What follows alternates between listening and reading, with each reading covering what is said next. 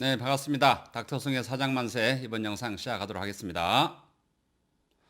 자, 이번 영상에서는 청년 일 경험 지원 사업에 대한 정의, 그리고 지원을 받기 위한 기업 요건 및 청년 요건, 지원을 받기 위한 근로 조건, 그리고 어느 정도 지원을 받을 수 있는지에 대한 지원 내용, 그리고 어떤 방식으로 지원을 하는지에 대한 지원 절차, 그리고 지원을 받을 수 있는 지원 제외 대상에 대해서 순차적으로 말씀드리도록 하겠습니다.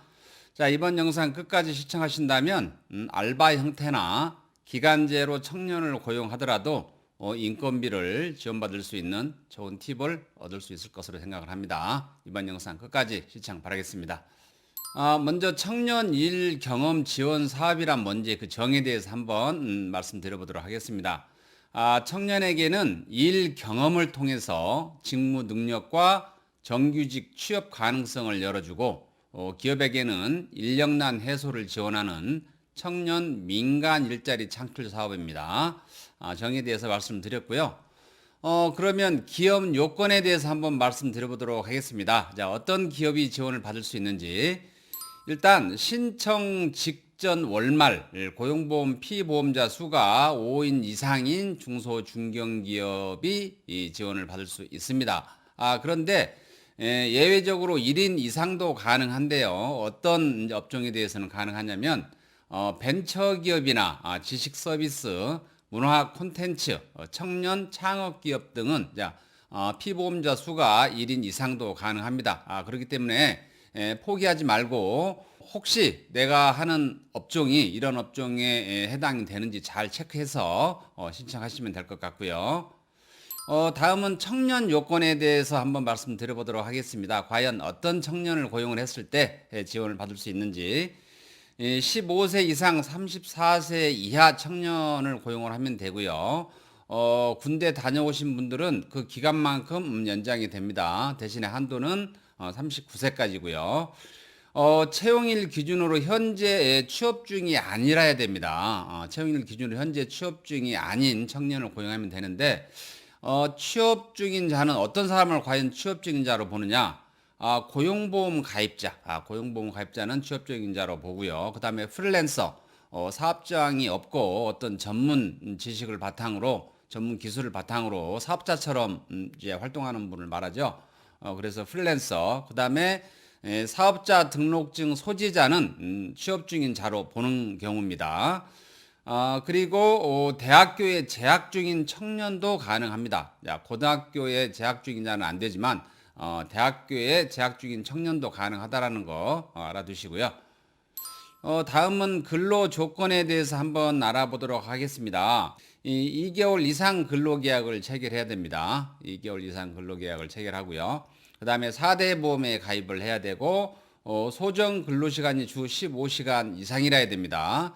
자, 소정 근로시간은 법정 근로시간 범위 내에서 사용자와 근로자가 합의한 시간을 말하는 겁니다. 사용자 근로자가 주당 몇 시간 일을 하기로 합의한 시간을 소정 근로시간이라고 한다. 이렇게 알아두시면 되겠고요.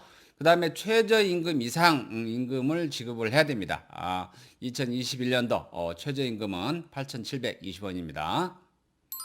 자, 그러면 지원 내용을 한번 보도록 하겠습니다. 과연 얼마만큼 지원을 받을 수 있는지. 일단 채용일로부터 최대 6개월간 지급을 받을 수 있습니다. 월간 6개월간 지급을 받을 수 있다. 그러면 월 지원 내용은 주당 근로 시간에 따라서 다릅니다. 주당 근로 시간이 30시간 이상, 20시간 이상, 15시간 이상 이렇게 구분해서 지급이 되는데요. 만약에 30시간 이상이다라고 하면 인건비가 80만 원이 지급이 됩니다. 그리고 관리비는 그 인건비의 10% 8만 원 이렇게 지급이 돼서 총 88만 원이 지급이 되고요. 20시간 이상 주당 근로시간이라고 하면 인건비 60만 원에 관리비 6만 원 해서 66만 원. 그리고 주당 근로시간이 15시간 이상이라고 하면 인건비 40만 원에 관리비 4만 원 해서 총 44만 원을 지급받을 수 있습니다. 그러면 어떻게 지원을 하느냐? 자, 지원 절차를 좀 알아보도록 하겠습니다. 자, 희망 기업은 워크넷에서 운영기관을 선택해서 신청할 수 있습니다. 워크넷은 www.work.go.kr 여기 들어가서 운영기관을 선택해서 신청하면 되겠고요. 그 다음에 두 번째 운영기관에서는 이제 검토를 한 다음에 승인을 내주겠죠. 요건이 되지 않으면 승인을 내주지 않겠고요. 요건이 되면 승인을 내줄 겁니다. 자, 그러면 기업은 이제 채용 후에 채용 명단을 10일 이내에 운영기관에 다시 통보를 합니다. 기업은 채용 후에 채용 명단을 10일 이내에 운영기관에 통보를 하고, 기업은 또 매월 임금 지급 후에 10일 이내 운영기관에 지원금을 신청을 하면 됩니다. 자, 이런 지원 절차를 통해서 지원금을 받으면 되겠고요. 마지막으로 지원 제외 대상을 보도록 하겠습니다. 이게 굉장히 중요합니다. 왜냐하면 부정 수급을 하게 되면 5배 정도의 과태료를 내야 되기 때문에 잘 확인해서 꼭 지원을 해야 되고요. 자, 어떤 사람이 지원 대상에서 제외되는지 한번 보도록 하겠습니다. 먼저 사업주의 배우자는 해당되지 않고요. 그리고 사업주의 사촌인의 혈족이나 인척 관계에도 해당되지 않습니다.